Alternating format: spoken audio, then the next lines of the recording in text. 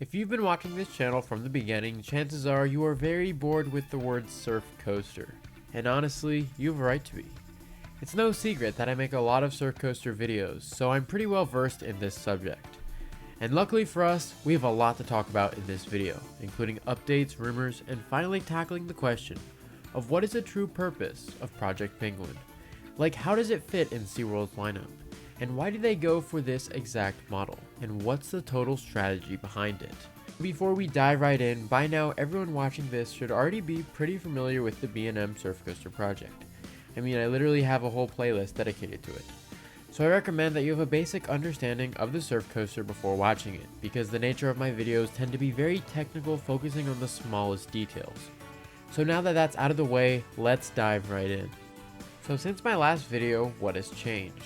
Well, actually, a lot has happened, but the main thing is that Seaworld Orlando received literal track. Yes, you heard me right, there is actual track on site for the B&M Surf Coaster. And I can say this is 100% confirmed by the park. I mean, just look at this tweet. They are clearly acknowledging that the surf coaster is happening and they are proud of it. So these are pictures of the track arriving at the park, and you can clearly tell the color of the coaster. It's going to be a nice aqua color. And honestly, this is no surprise. I mean, I even predicted baby blue in the last video, and this is pretty close. So now that the track has arrived, we obviously know a lot of basic things about the coaster. Like, it's definitely coming in 2023, and that the SF-A codename was correct. But it does leave a major question unanswered. And that was the question of what was in the original shipment that the park received all the way back in 2020. If you remember correctly, the way we first learned about the surf coaster was through a mystery shipment that came to the park in March of 2020. This shipment was labeled SF-A and was labeled Equipment for Amusement Ride Roller Coaster. So this begs the question of what was it? If the park just now received the track, what could it have been? I honestly have no idea, but I wanted to throw that out there in case any of you in the comments want to fill me in. So fast forward to 2022 and we finally get to see this coaster be built, and we can watch it in real time, every day learning more about the ride in terms of exact layout, theme, and experience. However, the train debate is still going on. What type of train will this ride have? Will it be a regular sit-down launch coaster? Or maybe it's a next generation stand-up coaster? Or maybe something entirely different? But the thing is, why does this matter? Well, the type of train that the ride is using could potentially tell us a lot about SeaWorld Entertainment and explain how the ride affects the current lineup of the park. Even just looking at the layout of the attraction, it seems awfully similar to other rides that SeaWorld Orlando already has. For example, SeaWorld just got Icebreaker, which like Project Penguin features a launch into an airtime hill.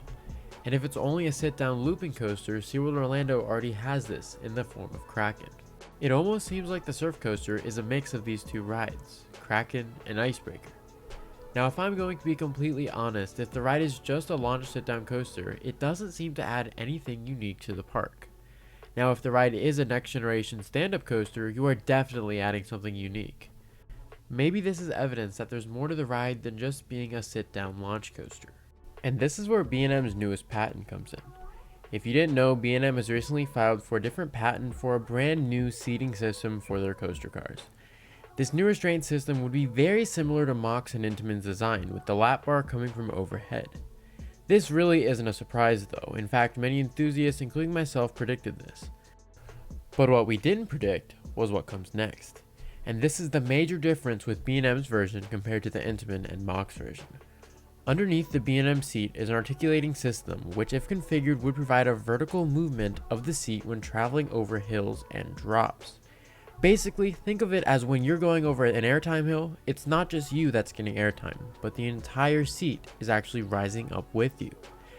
This is going to be a very unique sensation, but the main thing that it will do will make this ride butter smooth.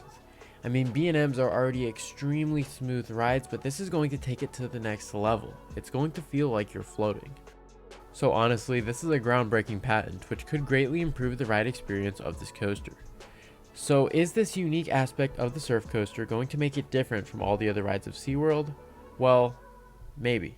No other ride in the world currently has anything like this, so it will be very interesting to see this happen. So I bet if it is a sit down, this is what we're going to be seeing. But now let's talk about another thing. Why did Seaworld Orlando specifically go with another looping B&M? Because arguably there are other coasters in the same price range that could fit the park even better. Well, first off, the park has a great relationship with B&M. SeaWorld Entertainment and B&M seem to work very well together. So with the addition of Project Penguin, SeaWorld Orlando will have 4 awesome B&Ms in one park. That's crazy, they have 4 world-class coasters. That's almost like Cedar Point. So to conclude, here's what we know about the surf coaster in April 2022. Number 1, the surf coaster is coming to SeaWorld Orlando in 2023. It is going to open in 2023 and they're working on it right now. Number 2, the B&M surf coaster could possibly utilize this brand new seating style articulating system from B&M. It's definitely possible and I think very likely. And thirdly, we know that within the next coming months we will learn much more about this project, and I suspect we will hear rumors of a possible theme in the very near future. But what is the purpose of the B&M surf coaster? Well, it's twofold. If the B&M surf coaster turns out to be a next generation stand-up coaster, the purpose would be to give the stand-up coaster a new life while being something completely unique to SeaWorld Orlando. If, however, it is those articulating seats like we talked about earlier, its purpose is going to be a testing round for the articulating seats that B&M has made. It's going to be the first time we see these on a coaster. So what does that mean? Well, it means that the layout can't be something too crazy, which would also make sense to why the B&M surf coaster layout is the way it is. It's nothing too insane, it's not too risky. It would be a great place to test the new seats. But that also means SeaWorld Entertainment thinks this is something truly revolutionary.